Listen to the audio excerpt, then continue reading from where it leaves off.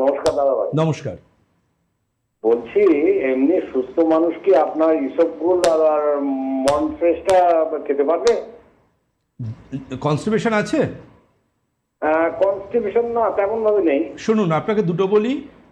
আমাদের এই দুটো ওষুধ, যে দুটো ওষুধের নাম বললেন, ইসবগুল প্লাস আর মরফ্রেশ, ওটা একদম যে কোনো বয়সে যে কোনো কেউ খেতে পারেন, কারণ এর মধ্যে ন্যাচারাল ফাইবার রয়েছে যা আপনার হার্ট থেকে শুরু করে সমস্ত অর্গানকে ভালো রাখতে সাহায্য করবে।